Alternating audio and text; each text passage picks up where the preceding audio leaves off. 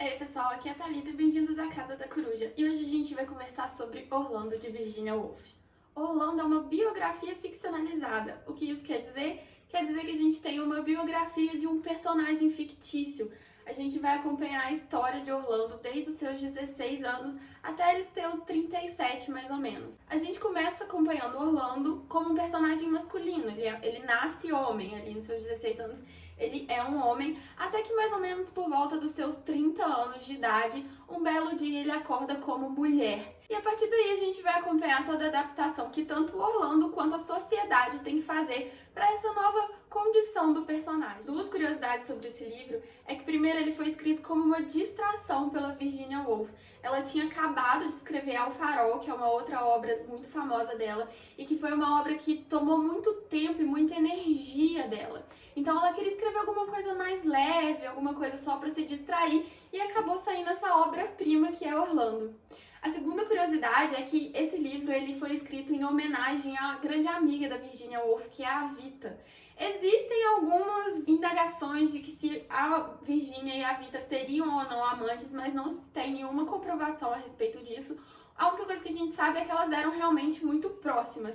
E aqui em Orlando a gente tem vários dados biográficos do personagem que são, na verdade, dados biográficos da Vita. Por exemplo, a Vita veio de uma família aristocrática que tinha uma mansão no interior, onde recebiam muitas pessoas da realeza, e tudo isso acontece na vida do Orlando. Inclusive, nos livros que tem ilustrações, algumas edições de Orlando vêm com ilustração, a gente tem algumas fotos do personagem que seria Orlando. Na verdade, essas fotos são a própria Vita. Ela fez um ensaio fotográfico especialmente para ilustrar esse livro. Tem outra foto dela aqui. Para quem se interessa em ler em Orlando também, você precisa ficar atento a duas coisas. A primeira é a linha temporal desse livro, que é muito diferente e muito única. Como eu falei, a gente vai acompanhar o personagem principal dos seus 16 aos seus 37 anos. Então, na vida do personagem, passam mais ou menos 20 anos. Só que o tempo do personagem é diferente do tempo cronológico do mundo em torno dele. Enquanto o personagem vive apenas 20 anos, o resto do mundo vive 300 anos. Isso é um pouco confuso, causa uma estranheza no primeiro momento, mas quando a gente entende o que está acontecendo e quando a gente aceita que é isso que a autora quis fazer, a gente consegue acompanhar melhor a história e entender melhor a história.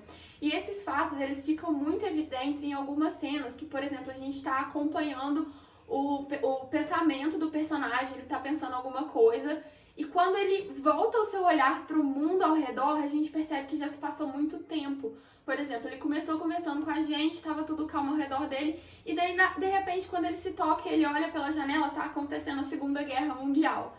Não existe exatamente essa cena, mas é só um exemplo de como o mundo ao redor dele corre muito mais rápido do que o tempo biológico do personagem. Então, assim, isso é uma coisa que a gente simplesmente tem que aceitar como factível e ir acompanhando a história, que fica muito mais fácil da gente entrar nesse livro. Essa utilização do tempo acontece muito porque a Virginia Woolf ela é do movimento modernista, e os modernistas eles queriam quebrar com os padrões, com essa estrutura certinha que existe na época.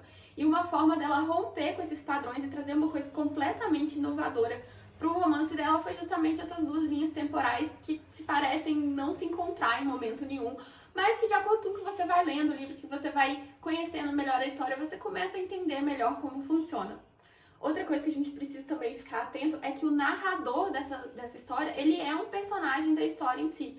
Como eu falei, aqui a gente tem uma biografia do Orlando, e o narrador é justamente o biógrafo do Orlando. E essa narração, ela tem muitos pontos de sarcasmo. Às vezes a gente tá lendo, vai acontecer alguma coisa que parece que é interessante, e o narrador de repente vira e fala, mas eu não quero falar sobre isso não é importante, vamos passar para a próxima coisa.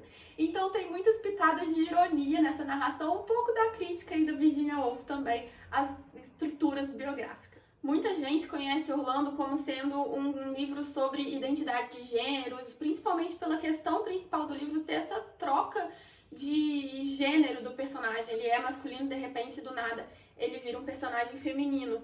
Mas aqui dentro a gente tem vários outros temas. Esse livro ele tem muitas camadas pra gente ir explorando no decorrer da leitura. Então, ler esse livro apenas como uma análise da identidade de gênero, do lugar da mulher na sociedade, é muito raso para ele, porque ele é muito amplo.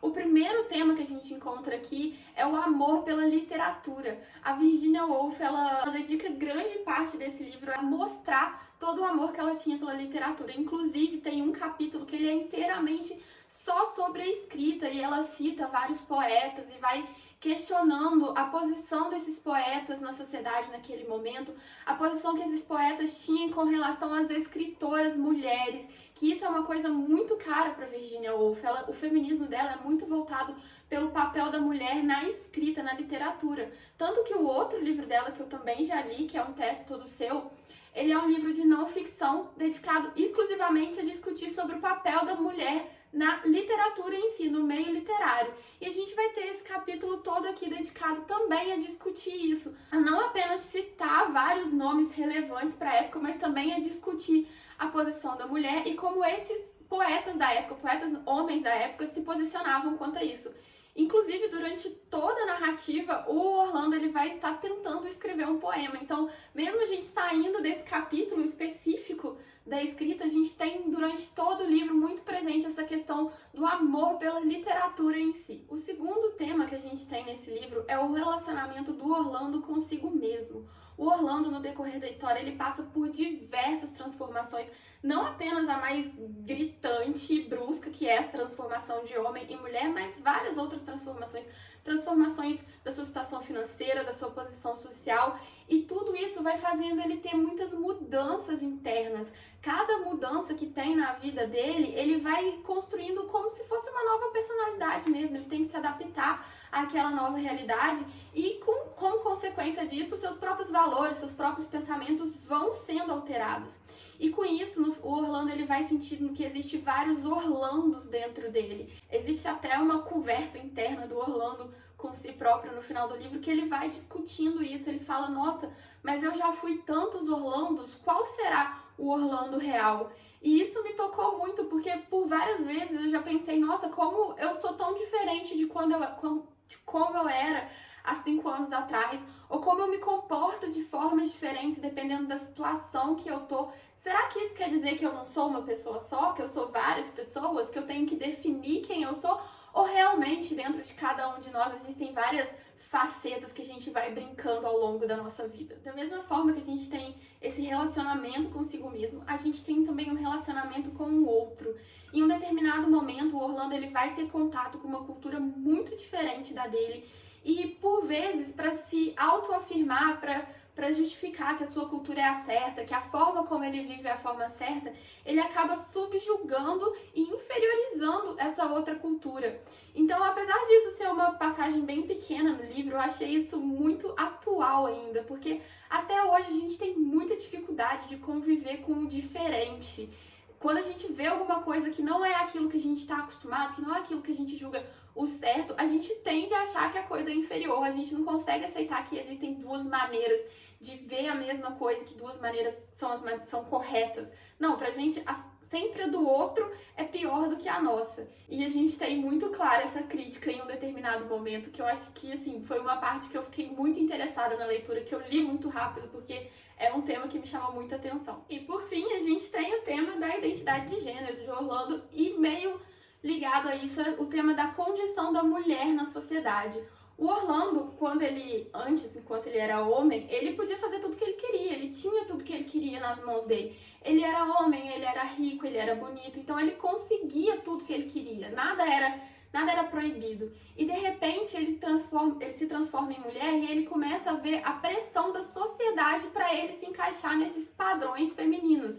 É interessante que logo quando ele acorda enquanto mulher, ele não tem nenhum choque com aquilo. Ele se olha no espelho, olha, tô mulher, interessante, diferente, mas aquilo pra ele é natural. É só assim, tá, tudo bem, acordei mulher. O choque verdadeiro, quando ele vai começar a sentir o peso dessa transformação, é quando ele vai ter contato com a sociedade. O capítulo seguinte da transformação dele é um capítulo, assim, de tirar o fôlego. Ele vai percebendo como todos ao redor dele começam a tratar ele de forma diferente, mesmo todos aceitando que ele ainda é o Orlando, todo mundo sabe que ele é a mesma pessoa, só que agora uma mulher. Isso é tratado de uma forma muito natural no livro, tipo, é o Orlando, mas agora ele é mulher. E o simples fato dele ser mulher, todo mundo sabe que não mudou nada no pensamento dele, nada nas condições dele internas, mas o simples fato dele ser mulher, todo mundo começa a exigir que ele tenha uma atitude diferente. E é isso que começa a incomodar ele, é aí que o choque vem com ele. E ele, que era todo explosivo, que sempre falava o que queria, que fazia o que queria, começa a moldar o seu comportamento para essa sociedade. Começa a ser mais submisso, falar mais calmo, começa a controlar seus impulsos. Ele mesmo começa a sentir que ele não pode fazer tudo o que ele quer. Apesar de ele sentir que tem condição de fazer, ele entende que ele não pode, só pelo fato de ser mulher. E é muito poderoso você ver isso, você ver essa transformação do personagem, que a gente... o que eu entendi que a autora quis falar nesse momento, a crítica dela é justamente essa, que igual todos nós somos, todo mundo é igual. A única coisa que nos diferencia são essas caixinhas que a sociedade criou para colocar. Homem pode fazer isso, mulher tem que fazer aquilo. E essas caixinhas que fazem a gente ser tão diferente, que se a gente realmente pudesse fazer o que a gente quisesse, o que tivesse na nossa condição física, social, financeira de fazer, não teria diferença entre homem e mulher, mas é a estrutura da sociedade que impõe essa diferença. E como eu falei, perceber a angústia do personagem por perder tudo aquilo que ele teve, de repente ele não tem só por ser mulher, é muito impactante. Quando você tá lendo isso da posição de uma mulher, que você olha para aquilo e fala, realmente eu sempre vivi com essas restrições, eu sempre ouvi isso, sempre esteve inserido na minha realidade, e é uma luta constante para eu quebrar esses paradigmas e para eu fazer as pessoas entenderem que eu posso fazer o que eu quiser, que não é porque eu sou mulher que eu não posso. Então, assim, ver isso pela visão de um personagem que era homem e ele passou por esse processo foi muito impactante pra mim. Esse livro foi uma releitura pra mim. Eu já tinha lido ele, da primeira vez eu não tinha gostado tanto, mas a segunda vez que eu li, realmente absorvendo todas as passagens, analisando com mais cuidado, com mais calma, ele acabou se tornando um favorito. Na minha releitura eu dei 5 estrelas, eu amei demais. E esse foi o livro que me convenceu de vez que eu quero ler todas as obras da Virginia Woolf, inclusive num book haul que já está vindo por aí, vocês vão ver que eu comprei vários outros títulos da autora. Espero que vocês tenham gostado dessa resenha e eu vejo vocês no próximo vídeo. Tchau!